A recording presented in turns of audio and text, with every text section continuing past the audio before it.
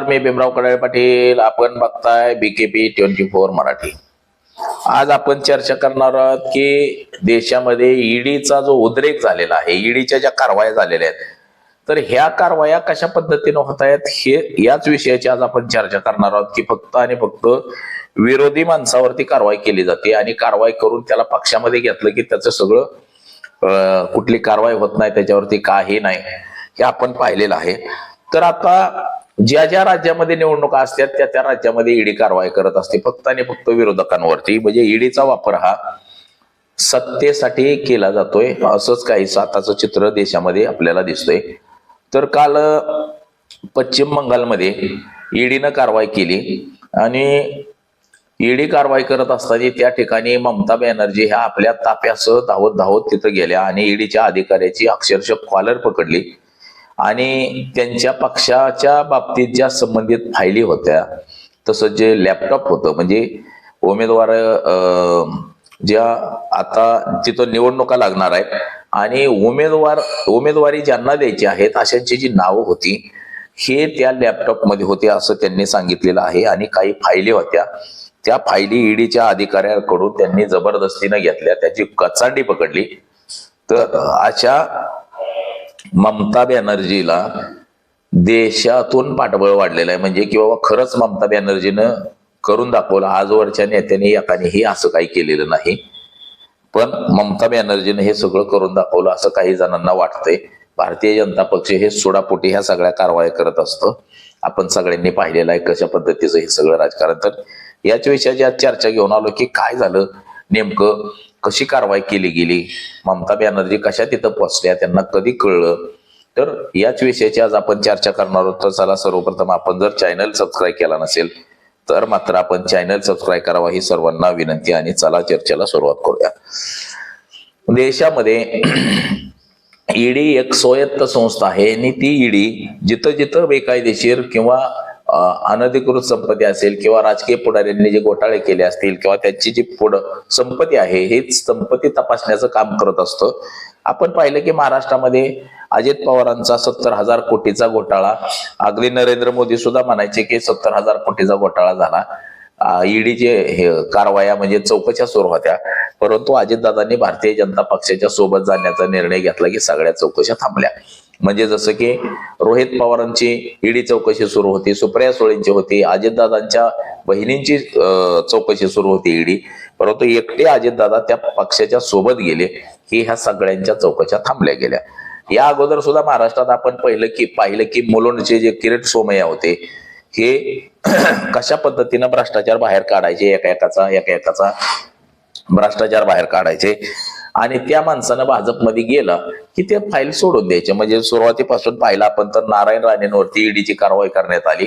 नारायण राणेंनी भाजपची वाट धरली की ईडीची कारवाई थांबली गेली. तसंच छगन भुजबळ असतील, असे अनेक नेते, नवाब मलिक असतील किंवा हसन मुश्रीफ असतील, आपण सगळ्यांनी महाराष्ट्रामधली उदाहरण पाहिलेले आहेत की किती लोकांच्या घरांवरती धाडी ईडीनं टाकल्या आणि ते माणसं भारतीय जनता पक्षासोबत गेली किंवा भाजपमध्ये गेली की त्याच्या कारवाया थांबल्या गेलेल्या आहेत. असंच काहीच आता पश्चिम बंगालमध्ये सुद्धा झालेला आहे. जे मिथुन चक्रवर्ती त्या ठिकाणी होते त्यांच्यावरती ईडीची धाड पडली की त्यांनी भाजपमध्ये प्रवेश केला आणि सगळ्या ईडीच्या धाडी थांबल्या. तिथं सुद्धा अनेक लोकांवरती ईडीच्या धाड्या पडल्या आणि ते सगळेच्या सगळे भारतीय जनता पक्षामध्ये गेले आणि त्यामुळे त्या धाडी थांबल्या गेलेल्या आहेत. आता हे जरी सगळं असलं तरी आता तिथं निवडणुका जाहीर होतील काही दिवसामध्ये. म्हणजे पश्चिम बंगालमध्ये विधानसभेच्या निवडणुका आहेत आणि भारतीय जनता पक्षाचं स्वप्न आहे की पश्चिम बंगाल आपल्याला जिंकायचे. काही केल्या तर निवडणूक अधिकाऱ्यांच्या, निवडणूक आयुक्ताच्या मार्फत SIR प्रक्रिया राबवली. जवळपास 3.5 कोटी मतदार हे कमी झालेले आहेत पश्चिम बंगाल, उत्तर प्रदेश आणि गुजरात अशा एक 5-6 राज्यामधले एवढे मोठ्या प्रमाणामध्ये मतदार कमी केलेले आहेत. तर आसाममध्ये आपण पाहिलं की रोहिंग्या मुस्लिम आहेत म्हणून अक्षरशः मुसलमानांची सगळ्या घरं पाडली गेलेली आहेत आणि ज्यानंतर तिथं कारवाई झाली, सुप्रीम कोर्टात लोक गेली, त्यावेळेस मात्र तिथले जे मुख्यमंत्री विसू शर्मा यांची मात्र नाचिक्की झालेली आहेत. म्हणजे लोकांवरती आरोप करायचे आणि ते आपल्या सोबत आले की त्यांना सोडून द्यायचं, असं ईडीचं काम आहे. तसंच सरकारमध्ये सुद्धा सरकारचं सुद्धा सध्या कार्यक्रम सुरू झालेला आहे. असंच पश्चिम बंगालमध्ये सुद्धा काल ईडीनं सकाळी सकाळी सकाळी सकाळी जे ईडीच्या आपल्या पश्चिम बंगालच्या ज्या मुख्यमंत्री आहेत ममता बॅनर्जी यांचं जे काम पाहणार, म्हणजे निवडणूक सगळी प्रक्रिया जे राबवणारे, निवडणुकीचं सगळा डेटा बघणारे, निवडणुकीचं कामकाज जे बघणारे, त्यांच्यावरती ईडीनं कारवाई केली, त्यांच्या ऑफिसवरती धाड टाकली. आता हे ममता बॅनर्जीला समजलं की आपलं जे राजकीय सगळं पाहणारा माणूस आहे त्याच्यावरती धाड पडली. आता त्याच्यावरती धाड पडली की ते ममता बॅनर्जी आपला फौजफाटा घेऊन तिथं ईडीच्या त्या जिथं धाड टाकली ईडीनं ऑफिसवरती त्या तिथं पोहोचल्या. तिथं गेल्यानंतर त्यांनी त्या ईडीच्या अधिकाऱ्याची गचाणी पकडली आणि त्यांनी जी कागदपत्र घेतली होती, म्हणजे लॅपटॉप असेल किंवा इतर फायली ज्या होत्या, ह्या फायली सगळ्या आपल्या ताब्यात घेतल्या. म्हणजे आयपॅक आणि पॉलिटिकल कन्सल्टीच्या फार्म हाऊस वरती तिथं धाड पडली होती आणि त्यांनी जे धाडीमध्ये जे जप्त करायचं चाललं होतं ते सगळं ईडीनं ताब्यात घेतलेलं, ममता बॅनर्जीनं ताब्यात घेतलं. आता असं बोललं जातं की ममता बॅनर्जीची जे निवडणुकीचं जे कार्यालय आहे ते आयपॅकच्या वरिष्ठ अधिकाऱ्यांपैकी एक असलेले प्रतीक जैन हे ममता बॅनर्जी यांचं काम पाहत होते आणि त्यांच्या निवासस्थानावरतीच ईडीने धाड टाकली. धाड टाकल्यानंतर अजून म्हणजे सोल्ट लेक परिसरातील सेक्टर 5 मधल्या गोदरेज व्हाईट हाऊस या इमारतीवरती सुद्धा ईडीने धाड टाकली आणि त्यानंतर मात्र ही सगळी माहिती मिळताच ममता बॅनर्जी तिथं गेल्या. मगाशी मी सांगितल्याप्रमाणे जे ईडीनं ताब्यात घेतलं होतं ते सगळं ममता बॅनर्जीनं आपल्या ताब्यात घेतलं. अक्षरशः तिथं ईडीच्या लोकांची गचांडी पकडली आणि तिथं ज्या बघणाऱ्या लोकांनी मात्र आश्चर्य व्यक्त केलं की अशीच डेरिंगबाज बाई ही खरी देशभर पाहिजे, देशामध्ये सगळीकडे पाहिजे. कारण की जिथं जिथं विरोधकांवर कारवाई झाल्या तिथं शेपट घालून विरोधक बसली, परंतु विरोधकांनी काही सुद्धा केलं नाही. असं काहीच या ठिकाणी आपल्याला दिसलं. तर याहून एक गोष्ट अशी झाली की आता यामध्ये आरोप प्रत्यारोप सुरू झाले. ईडीची कारवाई होताच ममता बॅनर्जीने मोदी आणि शहावरती अक्षरशः टीकेची झोड उठवली. आपल्या पक्षाचे जे काय मुख्य दस्तावेज आहेत हे ईडी मार्फत भारतीय जनता पक्षाला हवे होते. म्हणजे जे उमेदवार असतील किंवा डाटा जो आहे पक्षाचा सगळा कार्यकर्त्यांचा, हा सगळा डाटा त्या लॅपटॉप मध्ये सेव्ह होता. त्या फायलींमध्ये ज्यांना उमेदवारी द्यायची आहेत अशा लोकांची नावं होती आणि हा सगळा डाटा ईडी मार्फत भारतीय जनता पक्षाकडे जाणार होता आणि त्याच्यामुळे मी जाऊन तिथं ते सगळं दस्तऐवज माझ्या ताब्यात घेतला, असं काहीच ममता बॅनर्जी यांनी सांगितलेलं आहे. परंतु एक वास्तव भयानक आहे की भारतीय जनता पक्ष हा एवढ्या खालच्या पातळीपर्यंत जाऊ शकतो की तो अक्षरशः पक्षाच्या कार्यालयावरती सुद्धा धाडी टाकू शकतो.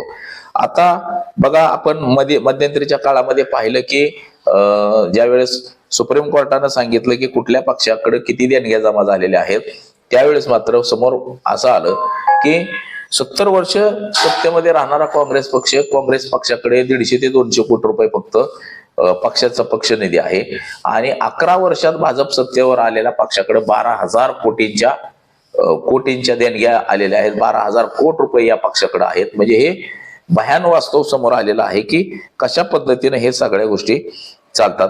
तर ममता बॅनर्जी यांनी वाहनात ठेवलेल्या फाईलमध्ये म्हणजे त्या ज्या घेऊन गेल्या, नेमकं त्याच्यामध्ये काय होतं हे कोणालाही ते कळालेलं नाही. म्हणजे ममता बॅनर्जी घेऊन गेल्या. आता घेऊन गेल्यानंतर मात्र त्यांच्यावरती सुद्धा काय तिथले विरोधक असतील ते टीका टिप्पणी करत असतील, परंतु ममता बॅनर्जी यांनी सुद्धा या सगळ्या गोष्टीवरती सडेतोड असं आपलं उत्तर दिलं की भारतीय जनता पक्ष या ईडी आणि या अधिकाऱ्यांच्या मार्फत इतर पक्षांना कसं कमजोर करू पाहत आहे. परंतु एक या गोष्टींमधून आपल्याला सगळ्यांना दिसते की ईडी कशा पद्धतीनं आपल्या पदाचा गैरवापर करते. म्हणजे ईडी ही स्वायत्त संस्था आहे.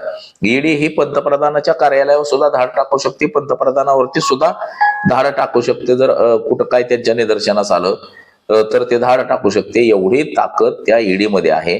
परंतु ईडीचं हे बाहुलं बनलंय, मांजर म्याव झाले ईडी.